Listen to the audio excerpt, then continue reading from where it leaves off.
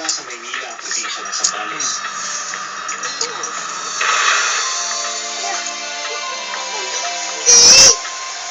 Mali naman kasi. Lugar na ito sa mga turista dahil sa Ayusin mo. mapupuntahan. Zambales eh. Ano yan? Aeroplano? Plano. Aeroplano. Ito ba? Pero Pinuntahan mo, Ocean Park? sa Zambales. Ay. Lalo na sa wildlife. Ito ba? Nag-plano ka ba? Ocean. Ha? Ocean Park May ba Ocean yun? Adventure. Gumawa ng istorya tungkol sa mga Ah, Ocean Park yan pa? Ocean Adventure, sorry. Ngunit nga doon, isang Zambales sa sentro ng herpetofauna. Ibig sabihin, Ocean Park maraming ka? uri ng amphibians at reptiles gaya ng Ocean sawa. Park na sa Manila lang. Ocean Adventure. Ngayon ko palang susuungin at Ano masusunod nga sa picture ni Princess Loma? para hanapin ang uri ng ahas. Tayo mo ang dalawang puntalang ka. Nakakatawa si Bibi. Hindi pwede. Muna ka dito papunta doon. Tawa mo ito muna. Finally, after Yun. hours ng pagbiyahe, narating na rin natin yung Zambales. Kasi ito kasi doon may apat na may pinakamadaming population ng ahas na pwede makita na malapit sa Metro Manila. Kasama dahil Ocean Adventure yan. Bicol, Quezon, Cordillera. Truly? Zambales, Subic. Truly? Ba't na truly? Part ng Subic. Kasama namin sa paghahanap ng ahas. Ala.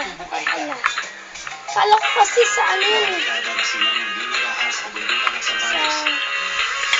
Pero mga makakasama natin sa paghahanap Park City Letter M. si Miguel, si Joseph, si Anthony, at si Bubuy. Sila yung mga locals dito na magiging guide natin din. Kasi may mga dala akong mga gamit dito. Kung sakaling makakita tayo, syempre hindi natin sila papatayin. No? Okay. If possible, Ayoko nga rin seat. Gusto naman yung kanin. May kanin pa ba? simula na Meron ang paghahanap sa sinasabing ahas. Pero sinusus pa, Atin pag may as, karakaraka po po.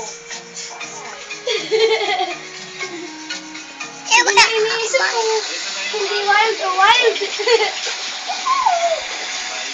Hyper mo eh. hindi na talaga halos Super. tao ko. Yung mga katutubo. Naglaro ka na. So, basta dito. Hindi naman kita pinipicturean eh. Binibidyo kita eh. Ano sabi niya din? Kala niya pinipicturean siya. Sa paghahanap namin, narating namin ang parte ng ahas na malapit sa tulay. Tema. Wala oh, hindi kita pinipicturean oh. Kami na loob. Nakakita kami ng balatang ahas. Naka-record siya. Mukhang ang aming hinahanap ay nasa paligid lang. And then, habang nagpapahinga kami, take our lunch, yung tumawag sa amin, after nakita ko sa lalim ng tulay.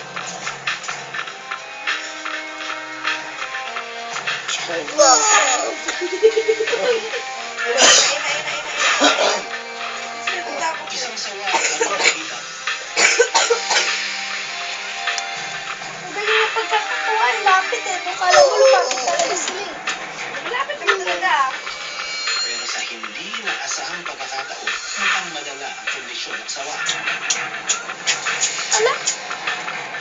Last time. May ato si Pipi dito, landahan lang. Landahan lang. Okay.